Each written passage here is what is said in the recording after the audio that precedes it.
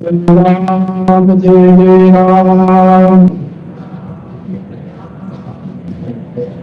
श्री राम जय राम, जय जय राम।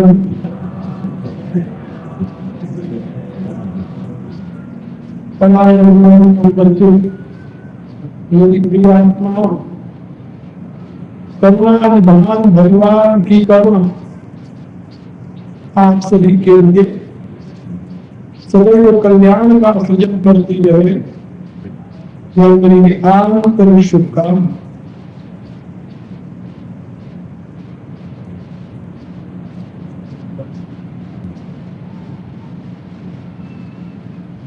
आज मैं आप लोगों के समक्ष एक बहुत महत्वपूर्ण प्रश्न प्रस्तुत कर रहा हूं। आप लोग भी इस पर विचार करें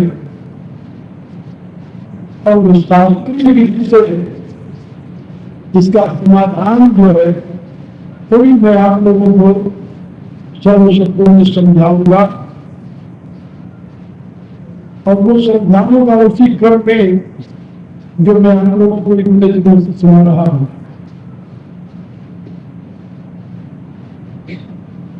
मनुष्य के जीवन की मांग पूर्णत्व की प्राप्ति है और उसी पूर्णत्व को निर्वाण व मोक्ष कहा गया है। मोक्ष माने होता है छूटना। किससे छूटना? अज्ञान से, अभाव से और मृत्यु के भय से। इन तीनों से छूटने का नाम है मोक्ष। भारतीय दर्शन में और इन तीनों से वही छूट सकता है जो स्वयं में पूर्ण हो। जो पूर्ण है उसमें मृत्यु का भय नहीं होगा। जो पूर्ण है उसमें अभाव के लिए स्थान नहीं रहता और जो पूर्ण है उसमें अज्ञान के लिए भी स्थान नहीं रहता। अज्ञान तो अधूरे में होता है, अभाव भी अधूरेपन में होता है और मृत्यु का भय भी अधूरेपन में ही होता है। इसका अभिप्राय ये कि मनुष्य की आंतरिक मांग है पूर्णता। दूसरे शब्दों में मोक्ष, जिसको भारतीय दर्शन में परम पुरुषार्थ कहा है। धर्म, अर्थ, काम और मोक्ष। तो धर्म, अर्थ, काम ये दो पुरुषार्थ है और मोक्ष परम पुरुषार्थ है। अब मोक्ष की चार हो सकते हैं, लेकिन ये मिलेगा कैसे, प्राप्त कैसे होगा? प्राप्ति में बाधक क्या है? कहा कर्म प्रवाह। मनुष्य कर्म प्रवाह से छूट नहीं सकता, इसलिए मोक्ष के लिए संभव नहीं। अवश्य में भोक्तव्यम कृतम कर्म शुभाशुभम। जो शुभ और अशुभ कर्म हम करते हैं ये हमें अवश्य ही भोगना पड़ेगा, ऐसा शास्त्र का निर्देश है। यदि ये निश्चित है फिर तो मोक्ष के लिए कोई गुंजाइश नहीं,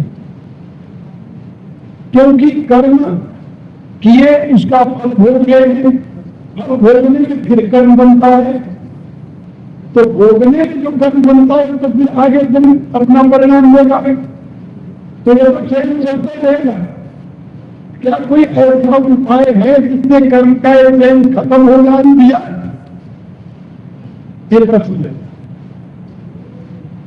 यदि ऐसा उपाय नहीं है तो मोक्ष के लिए कोई गुंजाइश नहीं है, और यदि ऐसा उपाय है तो कर्म की थ्योरी का क्या बनेगा? ये उपनिषद का जो वाक्य है अवश्य में भोक्तव्यम कर्म शुभाशुभम, इसका क्या बनेगा फिर? और यदि ये यथार्थ है फिर तो चिंता करने की कोई जरूरत ही नहीं है। अब इसके लिए ईसाई धर्म में एक उपाय सोचा गया। इस कर्म के चैन से छूटने का एक ही उपाय है, तुम सप्ताह में एक दिन चर्च में जाकर और यीशु मसीह को साक्षी मानकर परमात्मा के सामने अपने सारे पापों को स्वीकार करो। इसको कहते हैं कन्फेशन। अब पापों को जब स्वीकार कर लोगे तो परमात्मा तुम्हें माफ कर देगा। लेकिन दूसरे दिन सच्ची वही बंद करते हो और फिर रविवार है फिर चले जाना फिर माफ कर रहे हो, तो क्या यह प्रक्रिया उचित है? लॉजिकली यानी भौतिक दृष्टि से क्या यह संभव है? क्या तुम जगत के नियंता को इतना भूला समझते हो कि 6 दिन तक पाप करते रहो, एक दिन उससे माफी मांग लो और फिर इस प्रक्रिया को आगे चलाने जाओ? कहा नहीं, ये बुद्धि सम्मत नहीं। इस्लाम वालों ने यही रास्ता अपनाया कि तुम मोहम्मद शाह में विश्वास कर लो तो तुम्हारे सारे पाप पुण्य जो है वो सब समाप्त हो जाएंगे और मरने के बाद उन्हें जन्नत मिल जाएगी।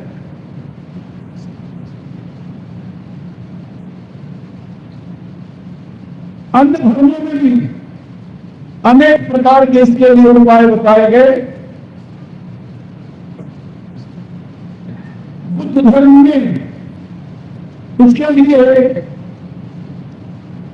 कर्म त्याग का उपदेश दिया गया कि कर्म त्याग हो और कर्म के कारणों का त्याग कर दो, निर्वासनिक हो जाओ, भिक्षु बन जाओ, तुम्हारा उद्धार हो जाएगा। बिना भिक्षु बने बौद्ध धर्म में मोक्ष नहीं मिलता, ऐसा निश्चित है। जैन संप्रदाय में एक बात बताई गई कि तुम अपने कर्मों को धीरे धीरे तप द्वारा नष्ट करो। तप द्वारा नष्ट करोगे तो तब भी कई कर्म होगा, फिर उसका क्या बनेगा? तो उसका तुम्हें पुण्य मिलेगा, पुण्य मिलेगा तो उससे तुम्हें लाभ मिलेगा, तुम्हें आखिर में सिद्ध सिनार पर बैठने का आनंद मिलेगा। क्या कोई ऐसी युक्ति नहीं है, ऐसा उपाय नहीं है विवेक सम्मत हो, बुद्धि सम्मत हो, जिसमें भ्रांति के लिए कोई स्थान हो और मनुष्य मोक्ष प्राप्ति के मार्ग पर आगे बढ़ जाए? सांख्य और योग ये दर्शन इस विषय में मानव का मार्गदर्शन करते हैं। तो मनुष्य को सावधान करें। उनका प्रश्न है कि कर्म में ये सारे के सारे ये हमारे अहम तक ही रह जाते हैं। तुम्हारा शरीर है, इंद्रियां हैं, मन है और मन का आधार अहम है। ये अहम तक ही सारे कर्म होते हैं। अहम से परे तुम्हारी बुद्धि है, बुद्धि का प्रकाशक तुम्हारी आत्मा है, वहां कर्म का स्पर्श नहीं है। इसलिए अपने अहम से छुटकारा पाने का रास्ता ढूंढो।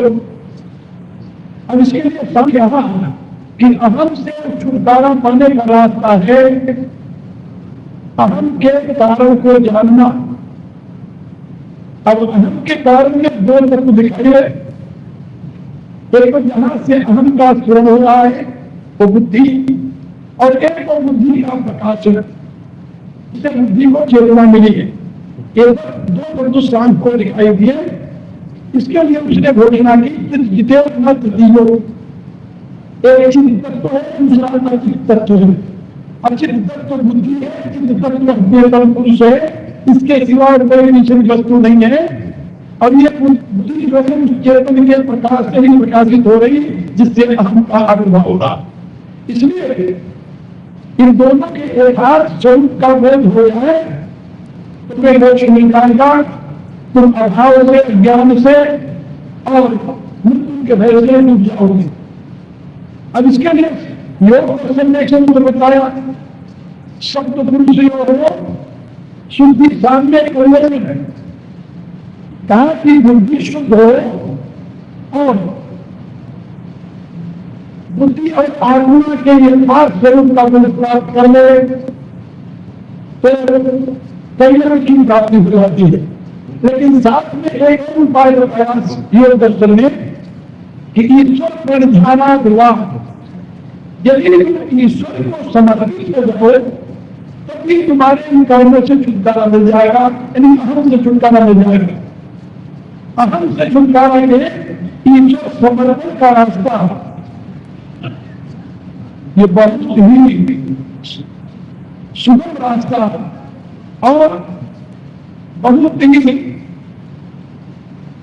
सरल रास्ता, उपयोगी रास्ता, ग्राह्य रास्ता और सभी के लिए शब्द रास्ता है। अब ईश्वर के प्रति समर्पण की भावना से कर्म से कैसे छुटकारा मिलेगा? का कर्म का आशय जो अहम है ना, और उस अहम को भी उस ईश्वर के प्रति समर्पित करना है। अब एक बार यदि अहम समर्पित हो जाए ईश्वर के प्रति तो दोबारा उसमें पूर्ण नहीं होगी। दोबारा अहम यदि नहीं होगा तो वहां कर्म के लिए स्थान नहीं रहेगा। इस बात को गीता में भगवान ने अच्छे शब्दों में बताया, कहा कि भाई नई शरणागति कर्माणि संयस्य अध्यात्म चेतसा, अध्यात्म भाव से सारे कर्मों को तू मेरे लिए समर्पित कर दे। सारे कर्मों को, जो कर्म में अच्छे हैं बुरे हैं कर दिए, सारे कर्म अध्यात्म भाव से, अध्यात्म चेतसा वाली चल रहे हैं। ऐसे हम कुछ करके नहीं, अध्यात्म भाव से संयुक्त कर लेंगे, इन सारे कर्मों को मेरे लिए समर्पित करते रहो। और जब ये ऐसा करता है तो तुम कल्याण के भागी बन जाओगे। भगवान ने यहां तक कहा कि भाई मैं मन आदर्शों बुद्धि से तुम्हारे पास मन है और बुद्धि है, इन दोनों को समर्पित कर देंगे, तब तुम्हारी बात बन जाए कि दोबारा तुम्हारे। अब इसी बात को भगवान राम ने विभीषण के आगमन पर सुग्रीव से कहा, आप सुग्रीव को तुम यह कहते हो कि विभीषण शब्द है, मेरा घेर लेने आया है, इसको बंदी खाने में डाल दिया जाए, ये मेरे घर मेरे विचार से बड़ी है। क्योंकि जो व्यक्ति अपनी शरण में आए घेर का परित्याग करता है वो तो महान पापी होता है। और नहीं यही बात तो भगवान कहते हैं कि शंकर को जीवन तो जन्म को जिस समय जीव मेरे सन्मुख आना है, जीव का सन्मुख होना क्या है जानते हो? एक दिन और मैंने बताया था कि आपका अहम ये बुद्धि से अनुभूत हुआ है और बुद्धि से प्रकाशित करने वाला वो परम जयवंत परमात्मा है। रामचरितमानस में वह परम जयवंत परमात्मा ही राम कहा गया है बस में। और उसी बुद्धि को जो उसके द्वारा प्रकाशित हुए उसको सीता कहा गया है। और उसी राम और सीता के द्वारा जो अहम का आविर्भाव हुआ है, अहम का यही जीव कहा जाता है। गीता में भी यही बताया गया है 14वें अध्याय में कि कटुली जो है मां है, मैं बाप हूं और जीव मेरे संतान है। मम योरे महत्तम तस्मिन् गर्भधामे सर्वभूतानां प्रसवं भारत। बहुत ही शब्द में भगवान ने कहा है ये प्रकृति जो है तो बात है। और मेरे पिता हम बीजा अब वहां अपनी पढ़ते हैं तो परमात्मा अपना केवल अपना चेतन उस तलगी में प्रस्थापित कर रहा है, जिनसे अहम का आविर्भाव होता है, उसी अहम का जीव कहते हैं। अब ये अहम जो है, यदि संसार की तरफ बढ़ जाए तो बंधन है, अज्ञान है, अभाव है, मृत्यु का भय है। और यदि यही अहम भगवान के सम्मुख हो जाए, अभी वही है संसार की तरफ है तो भगवान की तरफ पीछे जिन अखियां नहीं कर रहे, जिन आंखों से तुम संसार को देखते हो, उन आंखों से परमात्मा नहीं देखा जाता। अपने हृदय की तामे जन्म सुना, और जिन नेत्रों से तुम परमात्मा को देखते उसमें संसार नहीं समाएगा, बहुत अभाव है। इसलिए भगवान कहते हैं संग दुख हो जीवन की ये अहम भाव जिस समय परमात्मा के सम्मुख होता है तो सम्मुख होता ही जन्म को तो अहम भाव से किए हुए जितने करने ये सारे करोड़ों जन्मों के एक शब्द समाप्त हो जाते हैं, क्योंकि कर्म को हरि से करके किए गए हैं। उसी में अहम भाव संसार भाव आना है। परमात्मा के सम्मुख हो गए तो सारे कर्म अपने आप व्यक्त हो जाते हैं। लेकिन भगवान कर रहे हैं, ये बात ध्यान रख सकते हैं कि मेरे सम्मुख होते ही जीव के जब ये सह जाते हैं, वहां काम स्वभाव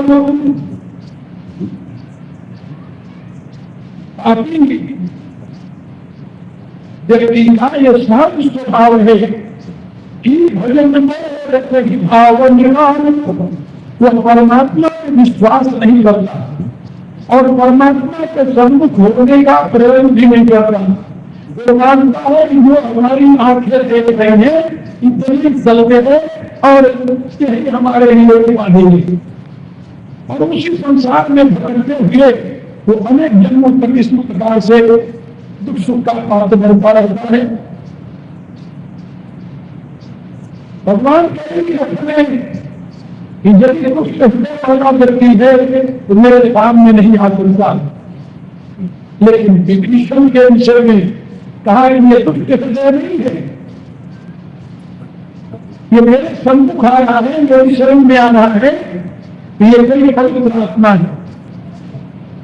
मेरे पत्रिका में गोस्वामी तुलसीदास ने एक रूप के रूप में जीवन का वर्णन किया, तो उन्होंने कहा कि ये शरीराभिमान एक समुद्र है, इसी शरीराभिमान रूपी समुद्र में अभिमान सागर कर बिल्कुल ये शरीराभिमान रूपी समुद्र में प्रवृत्ति रूपी लंका है। प्रवृत्ति रूपी लंका में मोह रूपी राज रहता है। मोह विश्राम हरि, इसमें मोह रूपी राम रहता है, अहंकार रूपी कुंभकर्ण रहता है और काम रूपी वेग रहता है, जो इंद्रियों में शासन करता है, इसलिए कहा जाता है।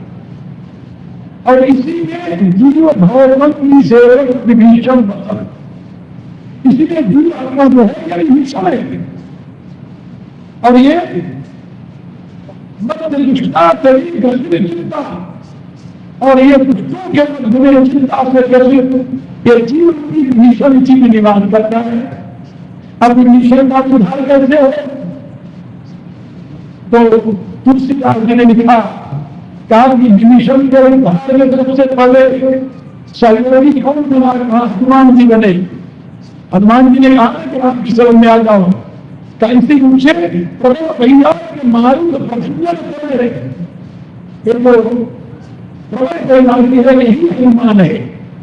और यही परमात्मा की शरण में जाने का विधान होता है।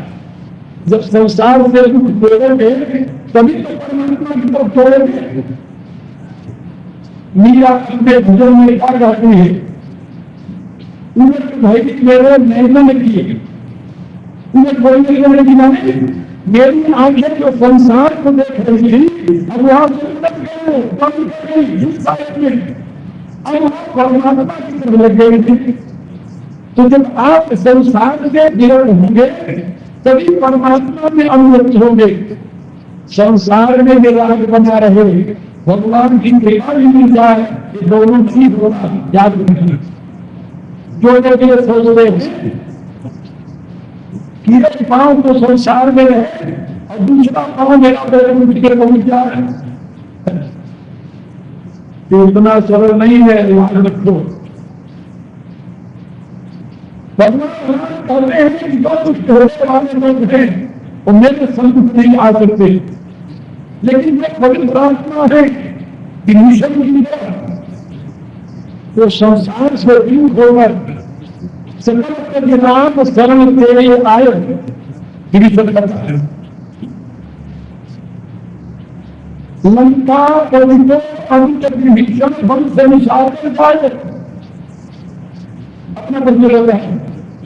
तो विभीषण ऐसा कोई व्यक्ति हो जो अपने आप को संसार से समाज से विरक्त होकर परमात्मा की तरफ निर्भर कर ले तो परमात्मा स्वयं इसकी सभा में।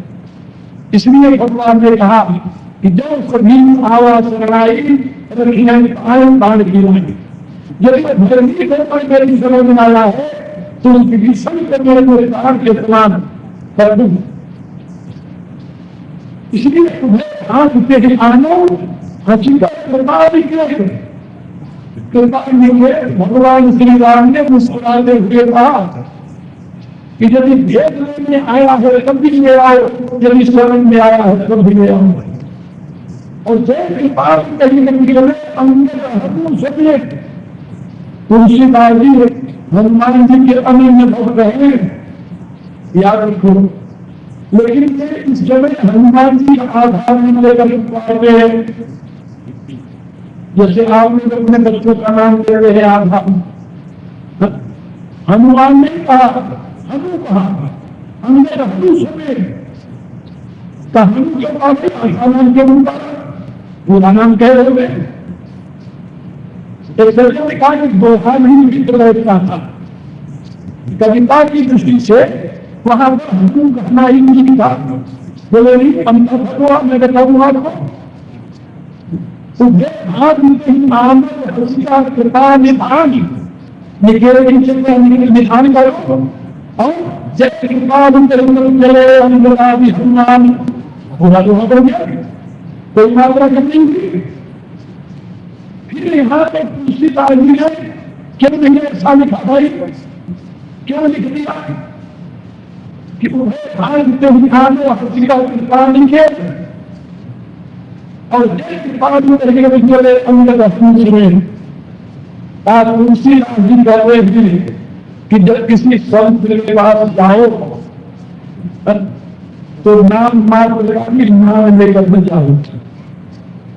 संत को जाइए तभी ममता अभिमान जो आगे बढ़े किसी संत को मिलने के लिए जब जाओ तो ममता और अहंकार अभिमान से रहते हैं, इन दोनों को छोड़ करके जाओ। जब ये दोनों साथ जाएंगे तो संत के दर्शन का तुम्हें लाभ नहीं मिलेगा। और संत के दर्शन का कितना लाभ होता है, कहा कि संत में वो भगवंत का प्रकाश होता है। इसलिए साधुदान दर्शन पूजन तीर्थभूता के साथ है। साधु के दर्शन से पूर्ण होता है क्योंकि वो तीर्थभूत होते हैं, परम पवित्र होते हैं और काले पानी जल का दर्शन ये तीर्थ के जो स्नान करते हैं कब सोमवती हजारों लाख से गंगा जी को स्नान करेंगे और गंगा स्नान का फल मरने के बाद मिलेगा, जरूर मिलेगा, कुछ तो मिलेगा। मरने के बाद जीते नहीं मिलेगा, जीते भी तो ठंडा पानी जो स्नान करेंगे डुबकी लगाएंगे उतनी देर तक शीतलता मिलेगी, तो गंगा जी पानी ठंडा हो जाए और इस ताप से कभी लोगों में डुबकी लगाएंगे एक होगा तो उसकी करुणा तो मिलेगी, लेकिन उसका सही फल करने के बाद मिलेगा। सही गरीब विधान पूर्वक नहाए हो, लेकिन शास्त्रकार कहते हैं सत्य साधु समान। संत के पास जाने से तुरंत लाभ मिल जाता है, मरने के बाद नहीं, तुरंत मिलता है। क्योंकि उसके शरीर की वाइब्रेशन के द्वारा में जाएंगे कि प्रत्येक जीव प्राणी बाहर से कुछ रिसीव करता है और अंदर से कुछ डिस्चार्ज करता रहता है। ऐसे संत की बाहर से रिसीव करता है, अंदर से डिस्चार्ज करता रहता है। अब ज्ञान डिस्चार्ज करेंगे तो रिसीव करेंगे, नहीं करेंगे तो संसार के व्यक्तियों के संसारी व्यक्तियों के पास जब बैठो तो संसार के प्रपंच पे रिसीव कर रहे हैं, और आनंद के पास जितनी देर बैठेंगे उसी प्रकार का वो वहां पर डिस्चार्ज भी करते रहेंगे आपके लेवल, उनसे वही वाइब्रेशन भी आएगी, आपको तरंग भी वही मिलेगी। लेकिन संत के पास जाकर बैठो जो शरीर परमात्मा के निमित्त में निकलना है, आपसे बात भी कर रहे हैं, तभी उनकी स्मृति परमात्मा में लगी हुई है। तो उनके शरीर से जो देह है, जो जन्म मुक्ति है, जो वाइब्रेशन है, वो इतनी पवित्र होती है कि आप तीर्थ से भी अधिक तुरंत पवित्र करने में सक्षम हो जाती है। यही कारण है कि किसी महात्मा के पास आप जाते हैं तो वहां आपका थोड़ी देर के लिए सही चित्त प्राप्त हो जाता है। तो दूसरी बात ये कर रहे हैं कि किसी संत से मिलने जाओ तो मान का त्याग करके जाओ। इसलिए हनुमान में मान नहीं है, लेकिन मान में तो मान था हनुमान, इसलिए उन्होंने कहा नाम का भी नाम नहीं होना चाहिए। इसलिए गोस्वामी जी ने यहाँ लिखा जय कृपा चले अंगद हनु में, नाम से भी नाम निकाल दिया, हनु शब्द का जिक्र संबोधित किया, क्योंकि हनुमान जी को जानते हैं कि भीषण है। राम राम तेरे सुमिरन कीना हर से है कभी सर्जन कीना, यही सब हर कर बलिदानी साधुते होते राजधानी। तो हनुमान जी ने विभीषण साधु है, संत है, सज्जन है, ये पहले से जाने हुए। संत का लक्षण क्या है, साधु का लक्षण क्या है, कहा निर्वासनिक होना, जिसके अंतर में अपनी कोई वासना न हो, केवल एक वासना हो परमात्मा के चरणों में प्रेम। तो साधु है। तो विभीषण जब युवावस्था में थे, जब घोर तपस्या की थी, और उस समय जब ब्रह्मदेव इनके सामने प्रकट हुए तो ब्रह्मदेव ने जब उनसे कहा विभीषण पास पुण्य कहा पुत्र वर मांग, तो वहां पर विभीषण ने क्या बोला, तेरी मांगे भगवान द्रवन कमल अमल अनला। तो बच्चे में ही विभीषण ने भगवान के चरणों में निर्मल प्रेम मांगा है, वासना रहित प्रेम मांगा है, कामना रहित प्रेम मांगा, इसलिए निर्मल प्रेम पदे। और भगवान की भी घोषणा है, याद रखो, इन्हीं में लग जाना। हाँ, मुझे कौन पा सकता है भगवान करने ही पानी में लग जाना मन जन्म से और वो ही कपट छल शीतल हमारा, जो निर्मल मन वाला जन है वही मुझे प्राप्त कर सकता है। जिसके मन में कपट है, छल है, वो मुझे प्राप्त नहीं कर सकता। और प्रमुख अंतर्यामी सबके घर भी जानने वाले हैं, उनके सामने तुम कहाँ दुलाओगे, उनमें और हो पानी में और हो, तो भगवान से छिपा रहेगा क्या। भगवान के निर्देशानुसार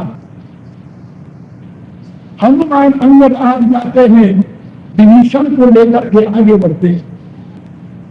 तो तुलसीदास लिखते हैं सागर से ही आगे करे बानर,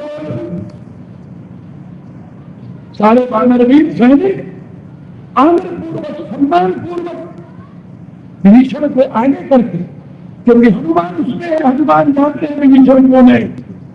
विभीषण ने बड़ी सहायता की हनुमान की सीता को ढूंढने में, विभीषण सरल सुनाई तब चले सुख बिना करा। विभीषण की बताई हुई युक्ति से ही हनुमान ने सीता का दर्शन किया है। वहां पर एक और रहस्य की बात है कि हनुमान ज्ञान नाना है, महाज्ञानी है, बुद्धिमान है और रघुपति की भक्त है, अंत बल धाम है।